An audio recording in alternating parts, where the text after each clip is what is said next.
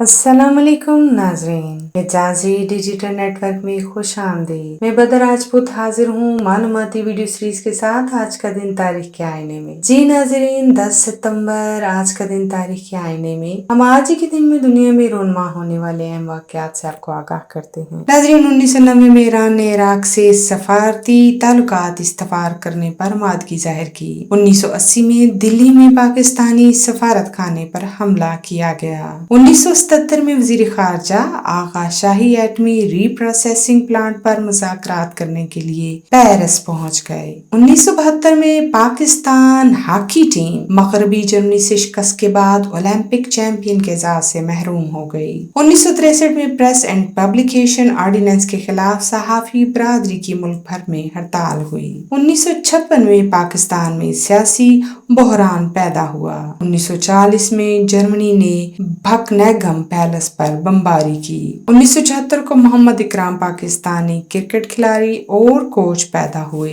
1939 میں انیس ناگی نامور محقق افسانہ نگار کی پیدائش ہوئی۔ 1965 میں راجہ عزیز بھٹی پاک بھارت جنگ میں شہید ہوئے۔ 2015 کو شمالی مشرقی جاپان میں سیلاب اور زمین کے تودے گرنے کی وجہ سے 90,000 افراد بے گھر ہو گئے۔ ناظرین، آج کی معلوماتی ویڈیو آپ کو کیسی لگی؟ اپنی رائے سے ضرور آگاہ کیجیے گا۔ ہمارے چینل کو دیکھنے کا بہت بہت شکریہ۔ اپنا بہت سا خیال رکھیے گا۔ اللہ نگہبان۔